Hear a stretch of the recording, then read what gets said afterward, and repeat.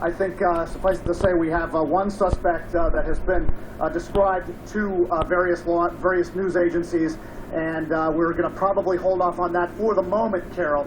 But what we can say is that this is still a very active situation. That's what we were just told. We can go down the street here and look at some of the officers in SWAT and riot gear moving up here. This is 11th Street Southeast.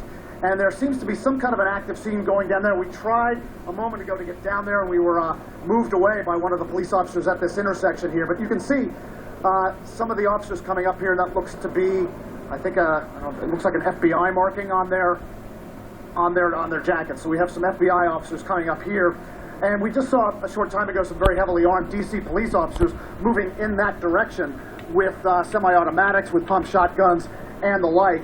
Some more personnel are coming behind this wave as they turn down M Street here, heading toward another entrance with choppers swarming over in this direction. So not clear exactly what exactly is going on down this way. We do know that this was in the Naval Sea Systems Command building. That's what we're told, building 197. This base is home to the Chief of Naval Operations, so usually a very heavy security presence here. Here are some other law enforcement vehicles heading, looks like, down 11th Street in the opposite direction. So we will monitor this activity right here and get back to you with whatever we can tell you is going on down in this direction, Carol. All right, Brian, you get back to it, and we won't release that description of the suspect for police. It's fine with us. They're still searching for him. We understand that. We understand it's a fluid and dangerous situation. We do have that eyewitness sound with what happened inside that building around 8:20 Eastern Time this morning. Let's listen. I have two people with me who work inside the Navy Yard, work inside Building 197, and they were there this morning when the shooting started. And you saw the shooter, is that correct? Yes, that's correct. Tell us about it. Well, as we were, the fire alarm went off first, and I was on the phone, and somebody came on my desk and said, hey, this is not a fire alarm. Somebody has been shot in the building. So we went around trying to get people out of the building, and as we were exiting the back door, we noticed him down the hall. He stepped around the corner, we heard shots, and as he came around the corner, he aimed his gun at us, and then he fired at least 2 or 3 shots. And we ran down the stairs to get out of the building, and after we left the building, there were still shots in the building. He aimed a gun at you? Well, there was a group of us, and he aimed a gun and fired our way. So you were there too? Yes, sir. Looking down the barrel of a gun? He was far enough down the hall that we couldn't see his face, but we could see him with the rifle, and he raised and aimed at us and fired, and he hit high on the wall just as we were trying to leave. What was going through your mind? Get everyone out of the building right now. Get everyone out of the building because there's someone shooting. Did you believe what was going on? No, I couldn't believe it. I mean, you just never, you go to work, you never think something like this is going to happen in your building. So.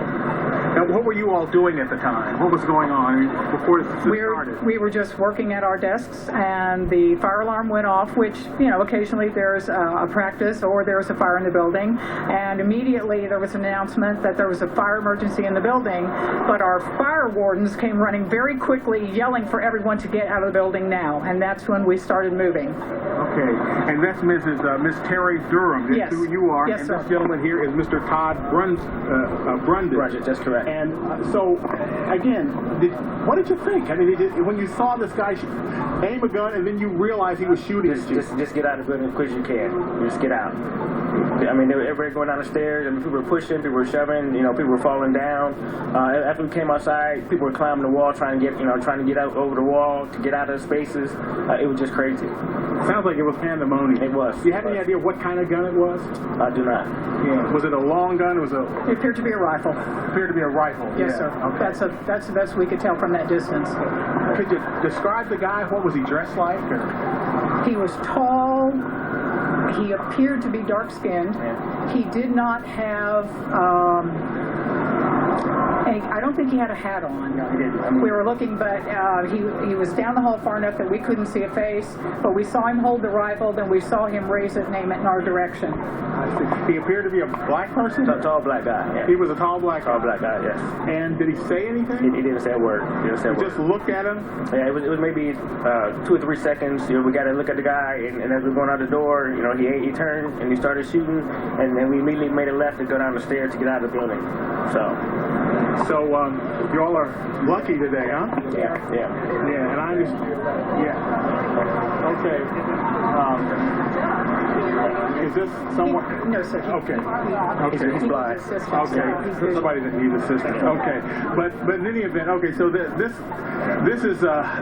happened, I guess, around 8:20 this morning. I guess so. Yeah. What we're hearing is around 8:20 this Yes, morning. sir. And that's what happened. So okay. So you're very lucky, very blessed. We are. I'm glad to see that you all are still with us, and not obviously some people were not as lucky. Thank you so much. My old colleague Sam Ford reporting there, our affiliate WJLA. On the phone with me right now is a man named Paul Williams. He works at the U.S. Navy Yard in the building, I think, next door to Building 197, the building in question. Paul, are you on the line? Yes, ma'am. Describe what happened when you went to work today. Well, I was actually walking into work. I got there around 8:15 a.m. And as I was walking up to my building, I actually heard, it sounded to me, even though I've been hearing the news and different things, it sounded like 4 bangs, 4 like gunshot bangs. But it's heavy construction in that area, so I thought to myself that it may just be construction, so I continued to walk. As I continued walking, as I got closer to the building, I saw like hundreds of people like running towards me. And I started to run. I just instinctively just started running with them, not knowing what was going on, what was happening. And as we were running, I heard someone say, "It's a shooting, go, go, go." And I was like, okay, I just kept running. So once we stopped, it was we went like a block. And I asked him, I said, what's going on? What happened? There's like a guy came in, a tall guy came in. He had a gun. He started shooting, and we all evacuated. And I said, oh, I didn't know what was happening. Did you see police presence in the Navy Yard at all at that point? At that point, it looked like either a police officer or security guard. And that was the person that was yelling, "Go, little, go. It's a shooting, go, go, go. Do not come this way." And I couldn't tell if she was police or just security.